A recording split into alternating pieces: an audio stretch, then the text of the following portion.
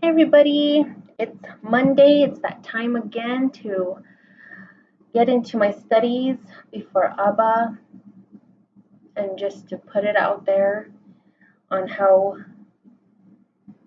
it is to just come before him with all these materials that are available for us to get to know him a lot more better. So it is Monday, it is that time. So I'm here before you, hoping that you all have the materials on hand to study along with me.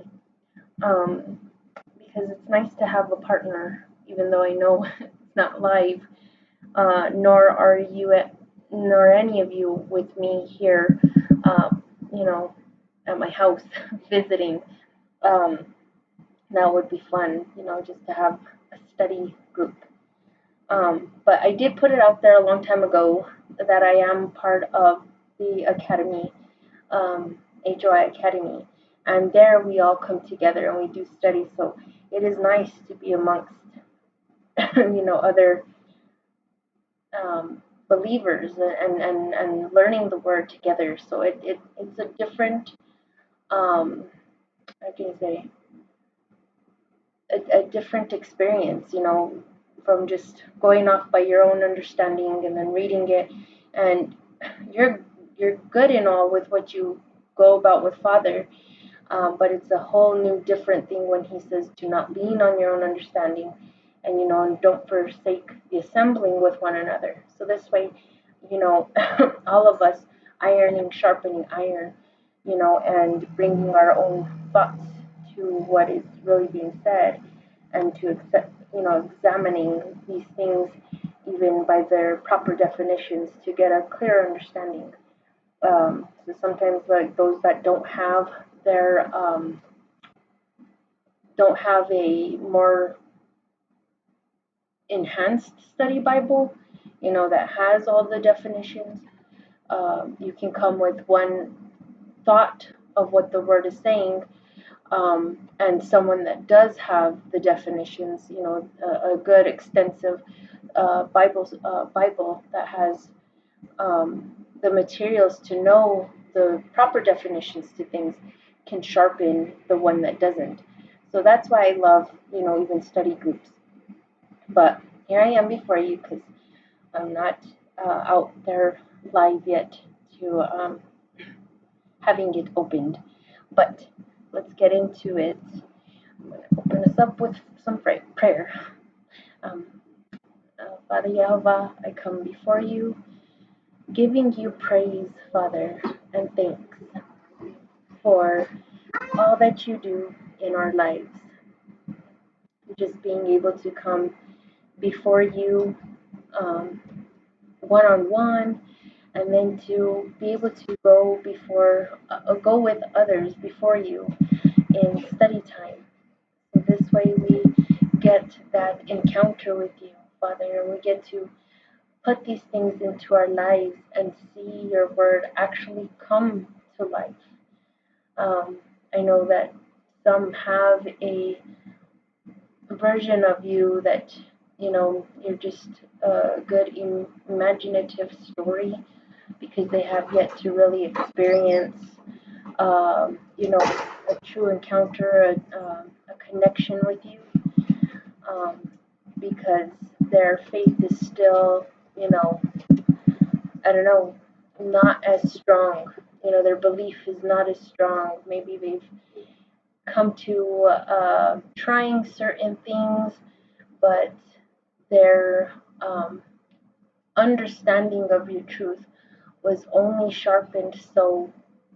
so much, and that won't get us to a position of fully hearing and fully knowing that you're there until we see that there are much more things that bring the true definitions and the what we're supposed to be putting into our lives by your truth, and through what Yeshua, your son, most know him as Jesus, what he came to show and demonstrate, getting us back into, he came to reconcile us back to you, and to show that he never broke your commands. And that's where it's at. If we're going to want those moments with you to be much more seen, much more felt, and knowing that you're truly there, we need to get back to the understandings of your word. So I pray, Abba, that you help me through my studies to understanding what I'm reading. Um, Help me share my take on it, and I pray that it is in the right alignment uh, to to what it is that it is actually saying. So I just put it out there, Father, that um, I don't always know everything, but I know that I'm trying my best to gain your understanding. And this way, you know, we can all see see where each of us are at in your walk, and therefore we respect each other even all the more to see that this person might not have it all together, but they never stop looking towards your truth, looking for that right answer. So this way we, you know, better live in front of you. Our life is better in front of you, and therefore our walk, is not shaky. So I just pray for everybody that comes to studying with me that they get that encouragement to keep on trying, keep, you know, participate, join groups, and to learn and to grow and never stop seeking you, Father. May our hearts and our minds always, always be given to you. Never of our own desires, never coming in vain with our own desires, but we give our hearts and minds fully, and you having your way in us for the way you want us to be as your children. In Yeshua's name, Father, I thank you and I love you. Amen. Okay, and so like I said, I've tried to put that hour in, and so I'm gonna put on the clock so at least I know we've completed an hour. And if I go longer, well, and maybe it's becoming too wordy or too exhausting, you can stop the video and then restart it tomorrow and finish it off. But at least I hope to give Father that hour of study time. Okay, the hour is marked. Don't know if you guys can see that, but it is. Okay. Okay, so we have left off from knowing about the the Garden of Eden. Okay, and we had just gotten done understanding that there was two types of perspectives, I guess, about Genesis being one time frame of creation, and then when you get to Genesis 2, that was like a new start of the creation, a different way. But that's not what it is. That's not what we're going to see. It's more along the lines as we saw the explanation that Nelson put out there for us is that they're one and the same. It's just that by the time you get to chapter 2, it's much more um, extensive to understanding what took place during those 6 days of creation before the seventh day of rest. Okay, and then we got to see, like I said, we were talking about the Garden of Eden and what had took place there between Satan and well, the serpent and Eve, okay, and how the fall of man came into the world, how that sinful nature came into the world because of that, okay, and how Yeshua is now our second Adam and how he has brought life back. How we are to, um, you know, get reconciliation and to live, you know. So he's known as the second Adam. Okay, so that's just a small little recap from where we were at so we can move forward. Okay, starting on page 9, we get a map now. And the map shows more or less where the Garden of Eden was uh, located. Okay, so let me give you the map there. See, so this way you guys can see it for a second. Okay, so we have um, between Armenia, Babylon, and Palestine and Arabia, we have a possible location of the Garden of Eden where they point to two little areas right there. And it's around these rivers that we're going to see when we get into Genesis. Father talks about these rivers and what the rivers um, give, being living near them, the fullness of living near those rivers. So the Garden of Eden would have been around those locations. Okay, so, and I guess it's more up towards Armenia. Okay, the Garden of Eden may have been located near the Tigris River, which the Bible calls Hiddekel. And we'll see that being mentioned in chapter 2, verse 14 of Genesis. The two Adams contrasted. Okay, Genesis chapter 3, verse 15 contains the promise of redemption, a promise fulfilled with the coming of Messiah. The New Testament portrays Messiah as the second Adam, whose obedience and sacrificial death on the cross undo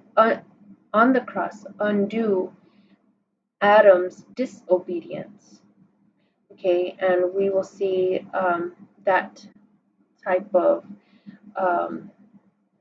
mentioning of Yeshua being the second Adam in Romans chapter 5 verses 12 through 21 and 1 Corinthians chapter 15 verse 45. As the second Adam, Yeshua triumphed over the same sort of temptation to which the first Adam succumbed. Okay, so Yeshua, we will get to see where it does mention that he was tempted. He faced temptation, but unlike the first Adam, he never came to falling at it. He didn't. He never came to doing anything that was there trying to get him to fall.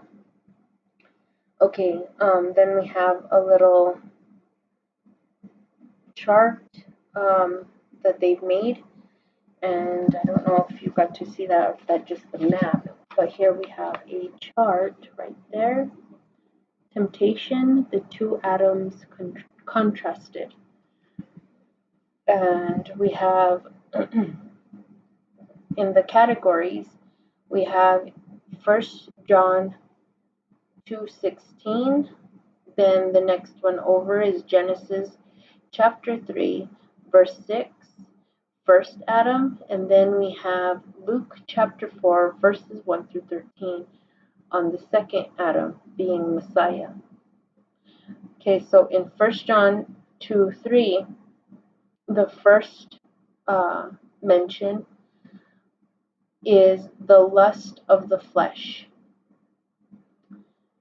Then in the slot of Genesis chapter 3, verse 6, the first Adam, it says, the tree was good for food. Okay, the tree was good for food. Then in Luke 4, 1 through 13, second Adam, Messiah, that category, we have command this stone to become bread. Okay. Then under 1 John 2:16, that category, we get to the lust of the eyes. And then for the lust of the eyes, under first Adam, it was pleasant to the eyes. That's what we see, what was their temptation. Yeshua's would be the devil showed him all the kingdoms. Okay, so that was his temptation through the eyes. Okay, so going back, we have the lust of the flesh. That temptation to the first Adam was that the tree was good for food when they were being tempted. The serpent did tell them that the fruit was good for food. Then Satan, the serpent, but Satan this time, the devil tells Messiah that to command the stone to bread, so the lust of the flesh, because that was when he was fasting, so he was pretty hungry. Okay, and then now, of course, we just read the lust of the eyes and how the temptations of what was said, by the enemy to entice. And he used the word, it was pleasant to the eyes. Oh, well, I don't think he said anything about it being pleasant, but it's mentioned that it was pleasant to the eyes. The forbidden fruit was pleasant to the eyes. And then in second Adam, Messiah, the devil showed him all the kingdoms. So that lust of the eyes, he let Messiah know all this, can belong to you as long as you just bow down and worship me. Then the third one is the pride of life under 1 John 2:16. Then under first Adam, it said a tree desirable to make one wise. Okay, so that was like the thought process to make one wise. Then the temptation for Yeshua as the second Adam would be throw yourself down from here.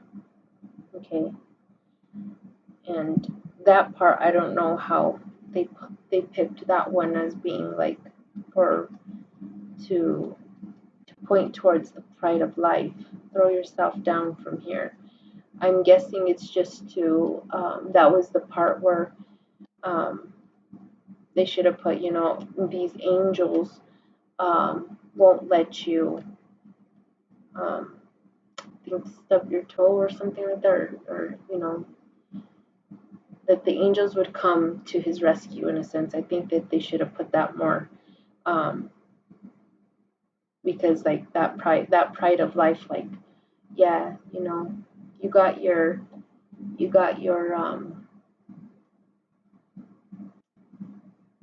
your people, your workers, they're gonna come and rescue you, kind of thing. You don't have to worry about what's going to hurt you. That won't happen. Maybe that would have been a better usage, but they put here, throw yourself down from here. And I guess it's just because it's linked to that when you read it more. Okay, then it says, angels of the patriarch, ages of the patriarchs. Okay, the curse brought about by the fall of Adam resulted in death for Adam and his posterity. Though lifespans were initially quite long, averaging over 900 years, they rapidly declined after the flood. Biblical genealogies, um, like in Genesis chapter 1, in Genesis and then First Chronicles, etc., are not necessarily sequential in the precise sense. In keeping with ancient genealogical practices, names are sometimes omitted within the list. The Hebrew term translated begot may also be translated became the ancestor of. Okay, so now we have a new chart to look at. Oh, sorry. Okay, we have old. I'm trying to get it to where it. There we go. I hope you see that. How old were the patriarchs? And then, of course, then I'll get to this portion: spiritual decline in the patriarchal age. Okay, so we have Adam at 930 years, and we can see that in Genesis chapter 5, verse 5. Then we have Seth at 912 years, and that's in Genesis chapter 5, verse 8. Then Enosh at 905 years, and that's in Genesis chapter 5, verse 11. And then Enoch at 365 years, and that's in Genesis chapter 5, verse 23. Methuselah at 969 years, and that's in Genesis chapter 5, verse 27. Lamech at 777 years, in Genesis chapter 5, verse 31. And then Noah at 950 years, in Genesis chapter 9, verse 29. And then the flood. After the flood, we have Shem at 600 at 600 years, and that's in Genesis chapter 11, verses 10 and 11. And then Eber at 464 years, in Genesis chapter 11, verses 16 and 17. Terah at 205 years, in Genesis chapter 11, verse 32. Abraham at 175 years, and that's Genesis 25, verse 7. Isaac at 180 years, in Genesis chapter 35, verse 28. Jacob at 147 years, that's in Genesis 47, 27. Joseph at 110 years, and that's in Genesis chapter 50, verse 26.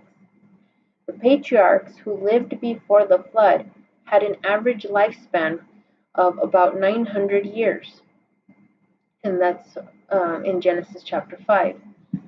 The ages of the post-flood patriarchs dropped rapidly and gradually leveled off, and that's around Genesis chapter 11. Some suggest that this is due to major environmental changes brought about by the flood. And I can see that, major environmental changes. Okay. Now the next chart is the spiritual decline in the patriarchal age. The four categories are first generation, second generation, third generation, fourth generation. In all of first generation, I'll just read all of it, we'll have Abraham. Under it is Abraham, man of faith, believed God. And then the third one is Abraham built altars to Jehovah. And that is in Genesis chapter 12, verse 7 and 8. And then Genesis 13, verse 4, and Genesis 18, chapter 13, verses 4 and 18, and then Genesis chapter 22, verse 9.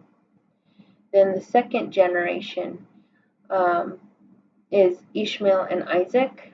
Under Ishmael and Isaac is Ishmael, not son of promise, and then Isaac called on Jehovah, believed Jehovah, and Isaac, he built an altar to Jehovah, and that's in Genesis 26, verse 25. Then we have the third generation, which is Esau and Jacob, and Esau, unspiritual and little faith. And then we have Jacob, who is at first compromised. Okay, so Jacob at first compromised and then later turned to Jehovah. And then we see Jacob built an altar to Jehovah, and that's in Genesis chapter 33, verse 20, Genesis 35, verse 1, and 3 and 7, under 35. Okay, then the fourth generation is Joseph and his 11 brothers. And then under him is Joseph, man of God, showed faith. And then his brothers, there is treachery, immorality, lack of separation from Canaanites. And then no altars were built to Jehovah in the fourth generation. Okay, so there's a spiritual decline in the patriarch age, where I guess he's just started to see it, I guess, dwindle in their faith, the spiritual decline. Because, I mean, Abraham did good all the way through. Then you have Isaac, who called on God, and believed him. By the time you get to Jacob, it says at first he compromised and then later turned to Jehovah. And then, Joseph, his situation, but he stayed faithful. But then you see at the end, it says that no altars were built. So, okay, Noah's Ark. The ark was a vessel built by Noah to save himself, his family, and animals from the flood sent by Jehovah. Genesis chapter 6, verse 14, all the way to chapter 9, verse 19.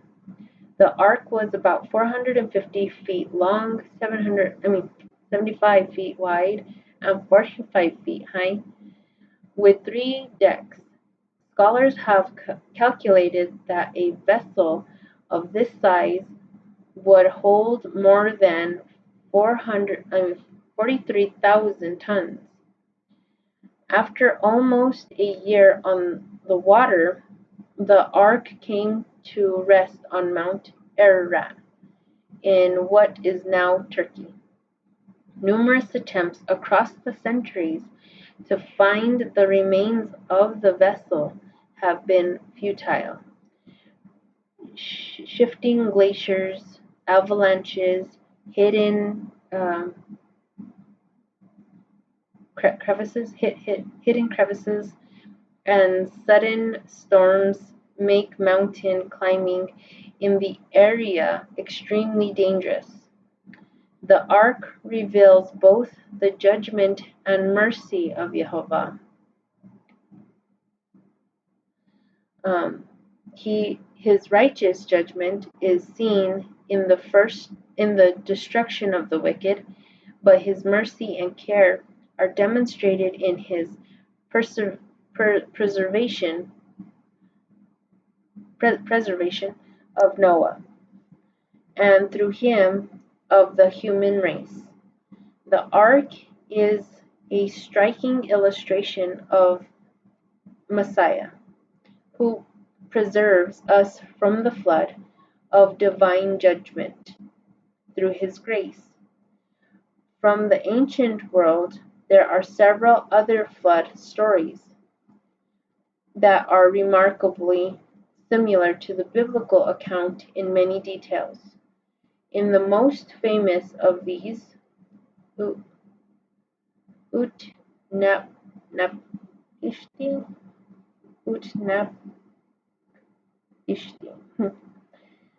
the Babylonian Noah constructed a boat which was about 180 feet long, 180 feet wide, and 180 feet high. Hardly a seaworthy design.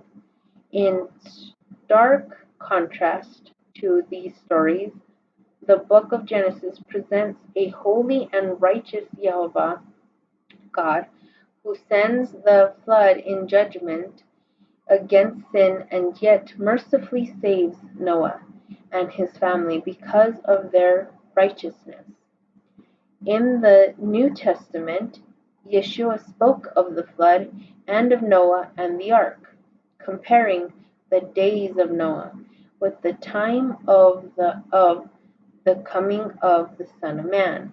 And we will get to that point where it says it in Matthew chapter 24, verse 37 and 38, Luke chapter 17, verses 26 and 27. Other references to the flood include Hebrews chapter 11, verse 7, 1 Peter chapter 3, verse 20, and 2 Peter chapter 2, verse 5. Okay, a new chart to look at right here.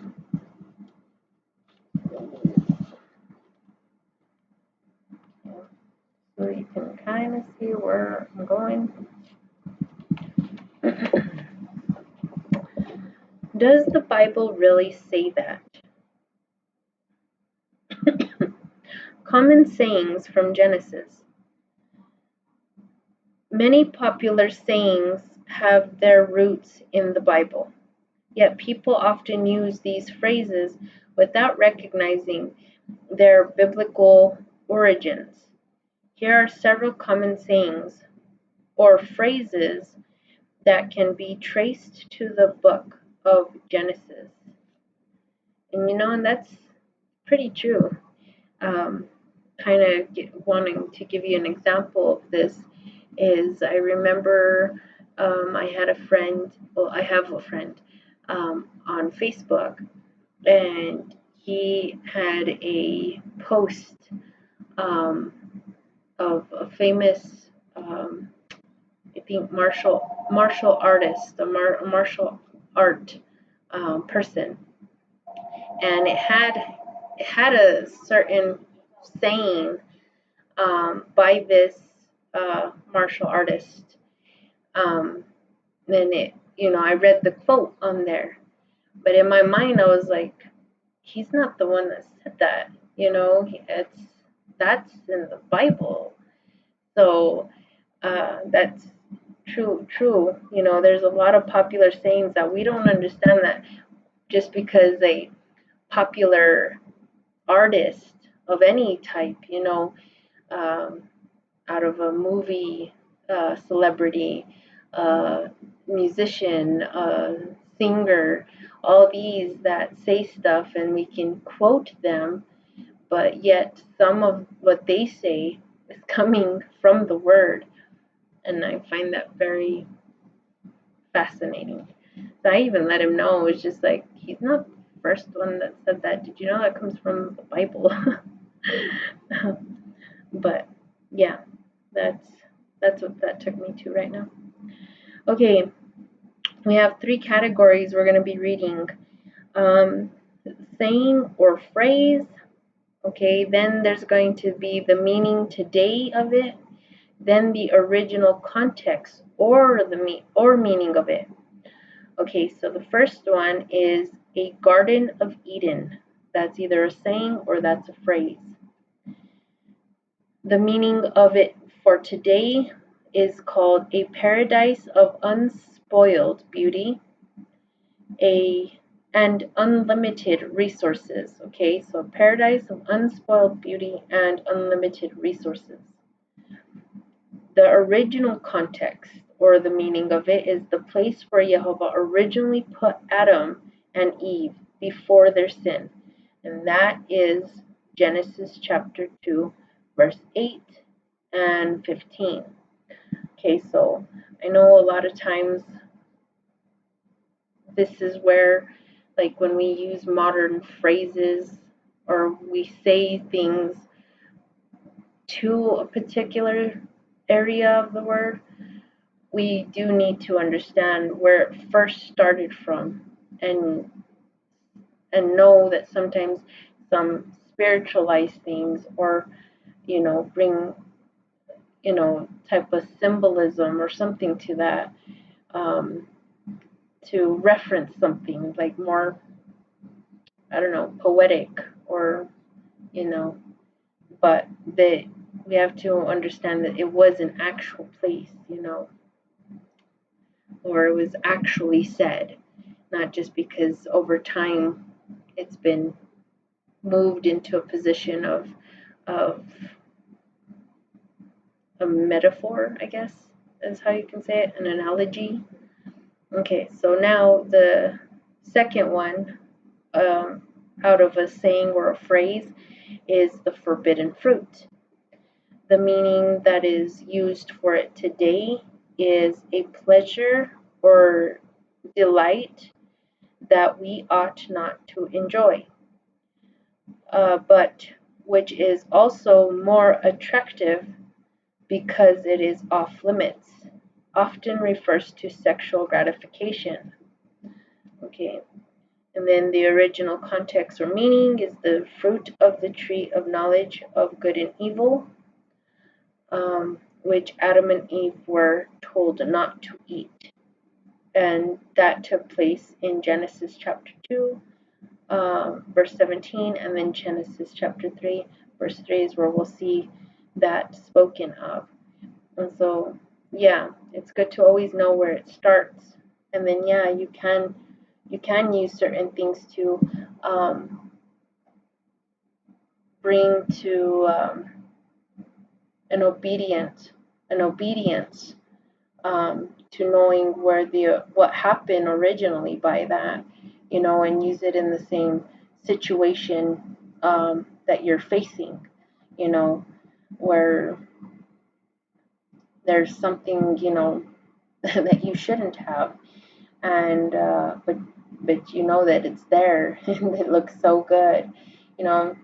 Here, yeah, sometimes it's referring to sexual gratification, but it can be towards anything where it's like, I don't know, maybe you're on a diet and you know that you should be having fruits, but there's that one dessert that's staring you in the face, and you're just like, that's a forbidden fruit right there.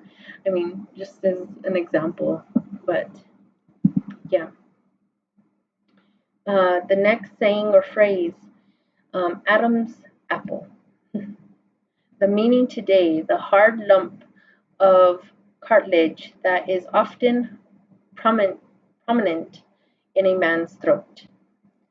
Okay, the original context or meaning is the tradition that a piece of the forbidden fruit, popularly thought of as an apple, became stuck in Adam's throat. And I guess some have used Genesis chapter 3, verse 6 for that. Out of curiosity, even before we get there, I've never really thought on something like that. of Because of the forbidden fruit, it got stuck there.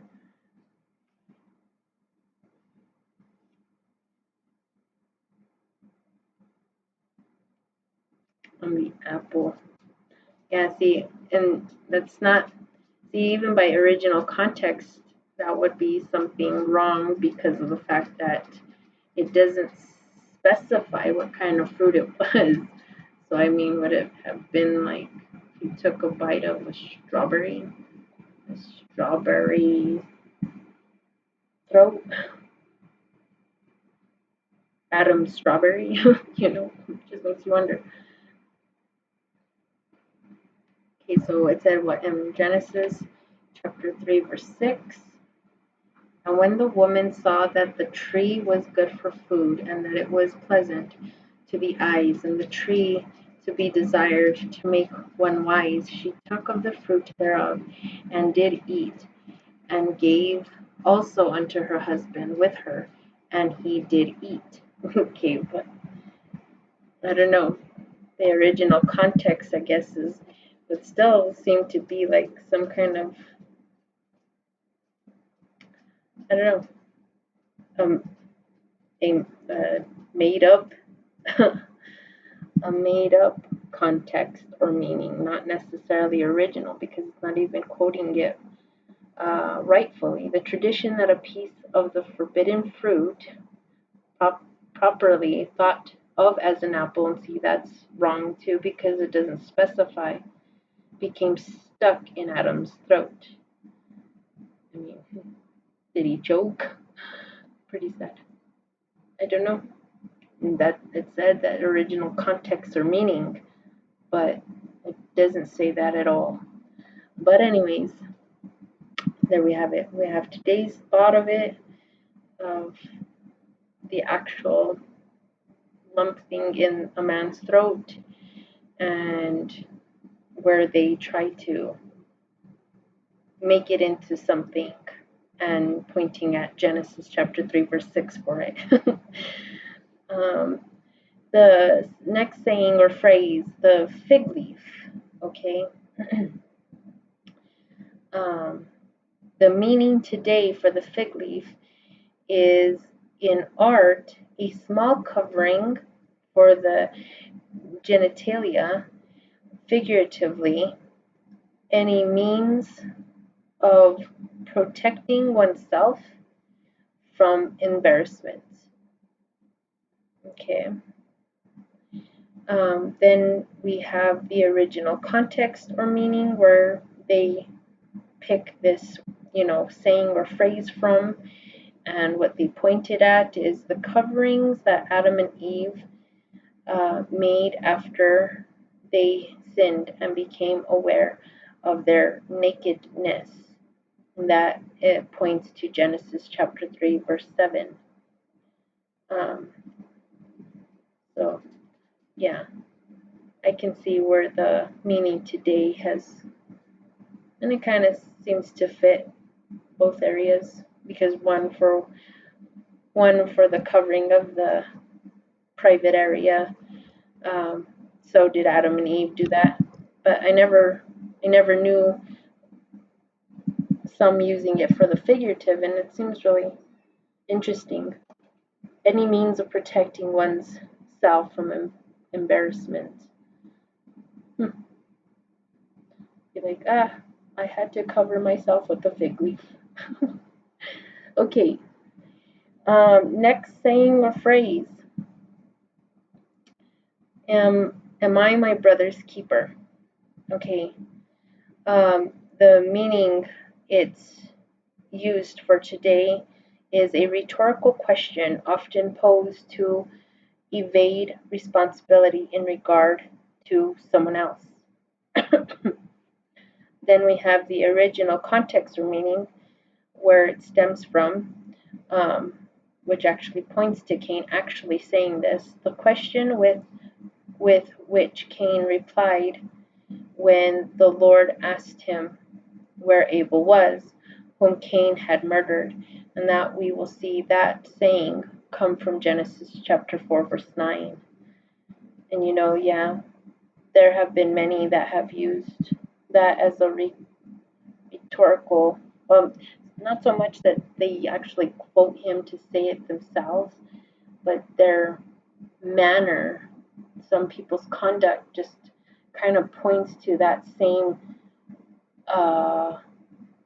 saying by Cain, where it's like so many are like, we're supposed to, for example, we're supposed to watch over ourselves, I can't recall where it's at this moment, where some point to where everybody's spiritual rock is just individual and nobody is meant to really look out for one another anymore.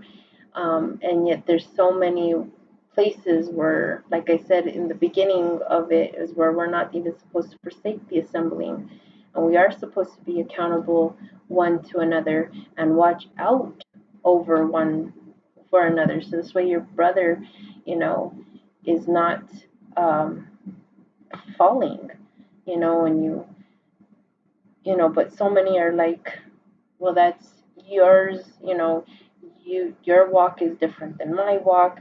They have that type of demeanor without even having to really say exactly what Cain is saying. And I'm like, no, he was in error for even thinking that and saying that, when we are supposed to help each other and, you know, keep each other accountable to staying right before Father.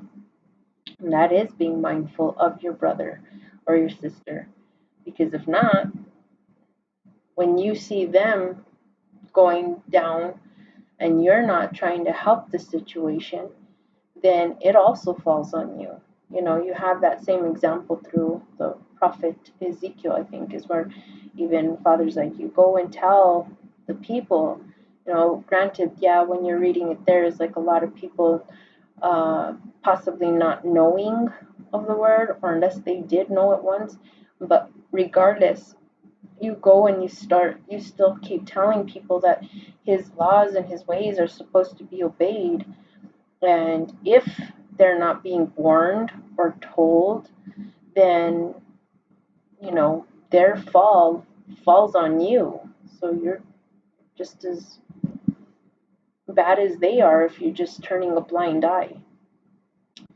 And so, yeah, I've I've seen that, not necessarily I've heard like the same statement, I don't have to take care of certain people because everybody's faith is different. I haven't heard it necessarily like that, but because everybody's like, well, everybody is to each his own um, in their walk with Father. And to a certain point, yes, it is so, because when it comes down to Judgment Day, a lot of us won't have to answer for each other. Somewhat. I've heard that statement quite often. And yeah, for the most part, you wouldn't. But what about those ones that came to give you a word and you ignored it, or you didn't want to listen? Then it kind of seems like we kind of are, in some senses, or you yourself could have helped a certain, and it's still dealing with you, but, Father directing the judgments towards you.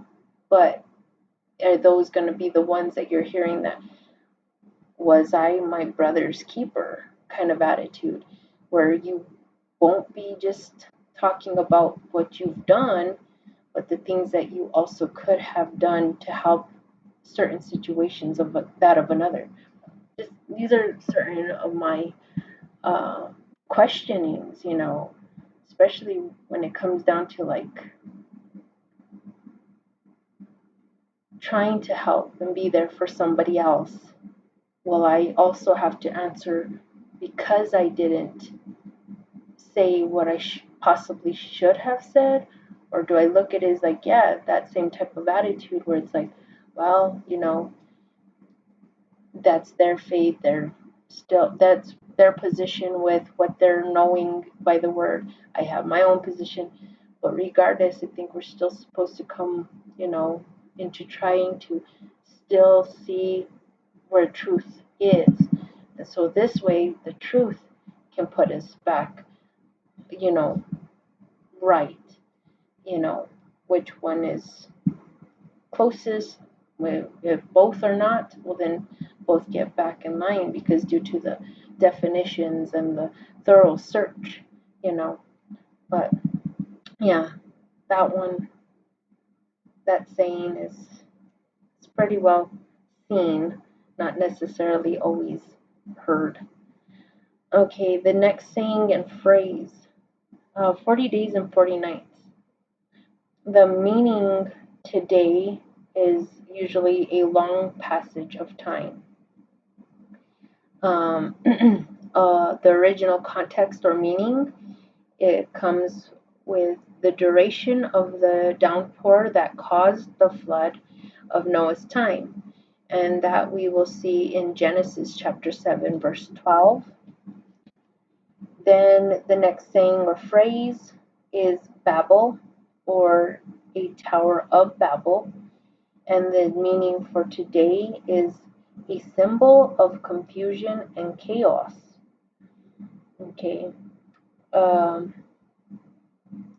the original context or meaning comes from the place where Jehovah confused the languages of the nations in order to disperse them throughout the earth. And that we will see in Genesis chapter 11, verses 1 through 9.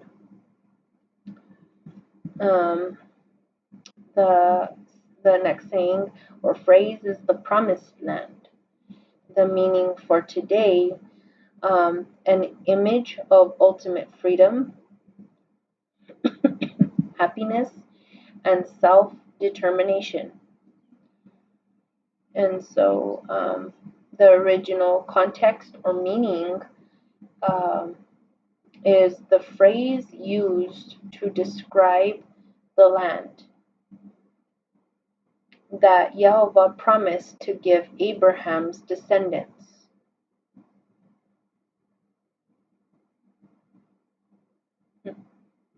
Yes. The land of Canaan, said to be flowing with milk and honey.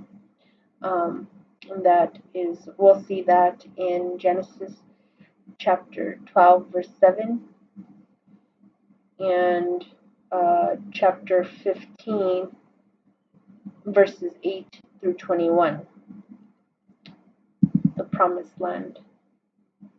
Here it says, like, in an image of ultimate freedom and happiness and self-determination. But when I've heard of like the promised land, unless I'm associating that with Yeshua's words on the cross, but I thought maybe like something related to paradise. But I guess a lot of people point to paradise in a sense towards the Garden of Eden. I don't know. I guess that's where my mind used to go. But I guess either which way, regardless how you see it, at the Garden of Eden, the Promised Land, kind of usually just think of something that's dealing with an abundance of beauty, luscious green pastures and, I don't know, happy singing animals, and just full. The last saying or phrase, a mess of pottage. A mess of pottage. Out of all these sayings and phrases, I'm surprised they didn't use like the word milk and honey. I would have thought that would have been like a saying or a phrase, flowing with milk and honey. But no, the last one is a mess of pottage. Okay, and then the meaning for today, or those that I guess use it today, an allusion to being cheated or shortchanged. In the original context or meaning where they pull this from is the bargain by which Jacob gained the family birthright from his elder brother Esau in exchange for a bowl of red stew called pottage in some translations. Okay, and that's in Genesis chapter 25, verses 27 through 34. Okay, so that's more or less that saying, that phrase, but that really did happen of what took place, but out of being like a catchphrase from it, during that time it wasn't considered a catchphrase. It just that's what took place. But people use what that situation that came about, was a messed up bowl of lentils or stew meat or whatever kind of stew it was, red stew. So I can see the catchphrase meaning for today, an allusion to being cheated or shortchanged. Okay. The Tower of Babel. The Tower of Babel was built on the plain of Shinar, a site probably in ancient Babylonia in southern Mesopotamia. Okay. Sometime after the great flood of Noah's time. A symbol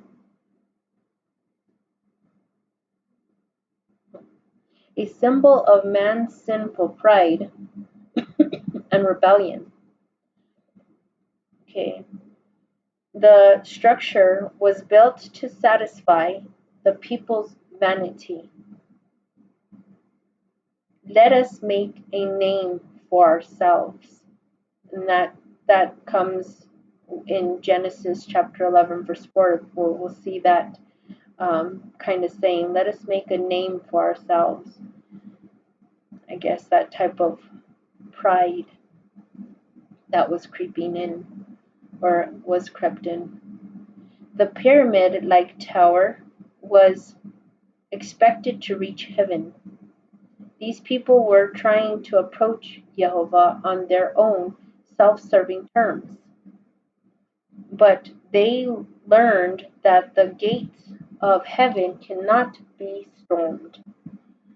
Men and women must approach the holy God, Jehovah, in reverence and humility. This tower was built of bricks and mortar, since no stones were available on the flat plains of southern Mesopotamia. The Babel Tower appears to be similar to the ziggurats, the ancient inhabitants of southern Mesopotamia, built as places for the worship of their gods. Both Assyrian and Babylonian kings prided themselves on the height of these pagan temples, boasting of building them as high as heaven. One such tower, built in Ur, Abraham's ancestral city in southern Mesopotamia, about 2100 BC, was a pyramid consisting of three terraces of diminishing size. The temple was climbed by converging stairways. The uppermost part of the tower was an altar devoted to pagan worship. God intervened to prevent the builders of Babel from partaking of the power and glory that belongs only to Him. The language of the builders was confused, so they could no longer communicate with one another. In their frustration, they abandoned the project. They had no choice. Then the prideful builders were scattered abroad. And that we'll get to reading about this situation in chapter 11, Genesis chapter 11, verses 7 and 8. How small and weak this tower was in comparison to God's power. Humankind's misguided efforts at glorification brought on confusion and frustration, and their dispersion throughout the world. Excuse me. Something to drink.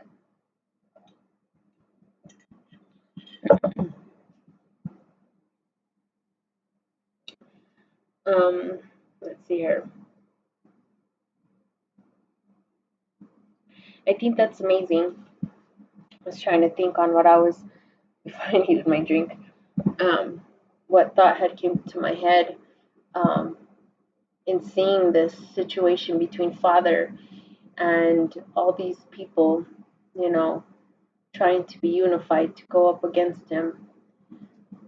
I just think it's amazing how much Father has so much power that just one small saying and he could take you out. If he really wanted to, he could take any of us out, but yet he helps you even in your not your finest moments, in his presence, when you finally get to realizing that, what, I was battling up against Father. What in the world compelled me to do what I was doing before him or at him? And he's just thinking on him, on these people, and instead of wiping them out, he just changed their languages. I mean, that probably was something of humor for him, because I kind of giggle just thinking on it. Here you have all these plans to show the Almighty that, what, I can build something just as equally high and serve you how I want to. There's nothing you can do with that mentality. There's nothing you can do, and all of a sudden, now you can't even understand the one standing next. You can't even understand them. What are you saying? Just makes you wonder. But he helps you. He even helps you, to not err more than what you're already erring by before him. He helps your situation to where he doesn't choose to just wipe you out for your ridiculous efforts, and he saves you from himself, from getting to that point. I just find that amazing. Father's he's so good. Okay, Abraham's family. Okay, there's a small little, what you call that? Family tree or something. Okay, Abraham's family. The genealogy of Shem. And we'll be getting to his story in chapter 11, verses 10 through 26. Okay, so the genealogy of Shem serves to introduce the figure of Abraham, a native of the Mesopotamian city of Ur. Jehovah's redemptive plan now focuses on the family and descendants of one individual. Abraham's role in Scripture is foundational to the rest of Scripture. All of Jehovah's subsequent redemptive detailings with humanity are related to the covenant Jehovah made with Abraham. Okay, so we do have it at the start of Terah, that is Abraham's father. His um, name before he became Abraham was Abram. And then we have his wife's name, who would have been Sarah. I'm thinking of his name like Sarai. I'm thinking. And then now we know it as Sarah. Okay, so father renamed them. Okay, so I'm hoping I'm saying that right. I don't know. Abram and Sarai, and then Abraham and Sarah, they both had Isaac. Okay, and then Terah's other son, Abraham's brother, is Haran, and Haran had Milcah and and I forgot the other brother. Okay, so Abraham had two brothers, Haran and then Nahor. I'm thinking. I think that's how it's right. Is Abraham's other brothers and Nahor and Haran? Nahor and Haran?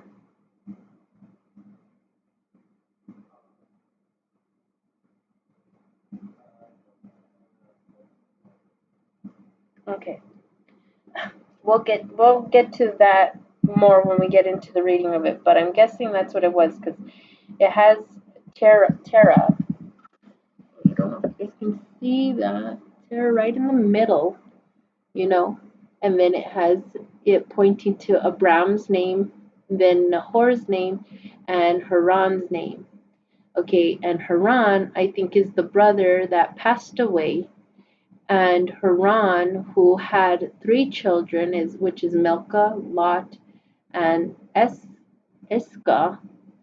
Okay, and I think Milcah ended up becoming Nahor's wife. Okay, so his niece, and Lot ends up moving with Abram. If I'm not mistaken, I think that's how it goes. Okay, so but we're gonna get there to where the word it's the one that puts everything to the right understanding. But I think that's how it goes. Okay. The Abrahamic covenant. Okay, the Abrahamic covenant. And there we also have another chart given. Okay. And it says the Abrahamic covenant. The Abrahamic covenant is, oh, and that takes our time. We are done. We've completed our hour. So I think I'm going to go ahead and stop right there, and we'll just continue. I know I always say it, hopefully another time during the week so we can keep sharp in what we're understanding. If not, for sure, you guys will see me on a Monday. What that has been my goal to get at, to come before you all at a Monday. It works good for my scheduling. Okay, so we're stopping right there, the Abrahamic covenant. So let's close in prayer together.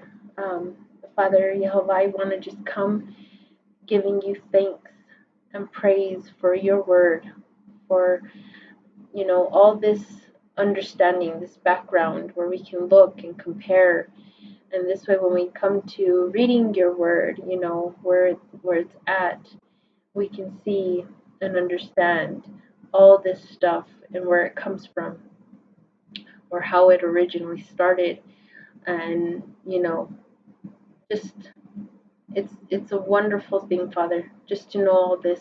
Someone had made all this historical background or this history of notes to sharpen our understanding when it comes down to reading your word. Just all the more it becomes well understood of who is related to who and what happened during those times, you know just seeing a full, extensive background. And I thank you for it, Father. May everything that we have given over to our study time stay within us, Father. I ask that you bind it into our memory so it never, never gets stolen. The enemy does try to come to steal, kill, and destroy, um, because he doesn't want us to gain this understanding. He doesn't want us to know you and have a much more stronger connection to who you are and all that took place. He doesn't want that, but we know that that's what we need to be, in order to, fulfill what you're wanting out of us, in that connection, that relationship. Children know their parents, parents know their children, and if we're just walking, not, saying that we have a belief in you, but we don't know what you are all about and what your word truly consists of, then can we really go around feeling like we know you, No. So I'm asking, Father, that all the stuff that we did study today, that you keep it in us, lock it there, and don't let the enemy come to take it at you know, any degree. Um, so I just thank you, Father, and I love you. Be with all, um, be with all of us. Be with all your children. Be with those that have yet to fully come to you yet, but they're on the path. They're starting to see. Their eyes are starting to open. Their ears are starting to open. Be with them, Father. Keep drawing them closer to you. May we stay forever pleasing in your eyes, Father. In Yeshua's name, we lift ourselves, our hearts and our minds to you. Amen. In Yeshua's name, amen. Well, that's it, study buddies. I hope you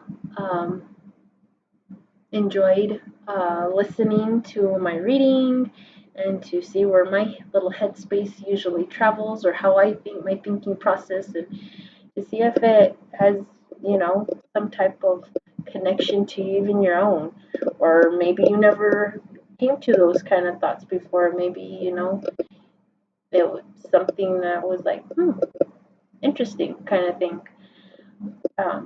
But keep on searching and keep on calling on Father. Never, ever give up. Yeshua. In Yeshua's name, may He be with you, and Yeshua also be with you. Amen. Love you all.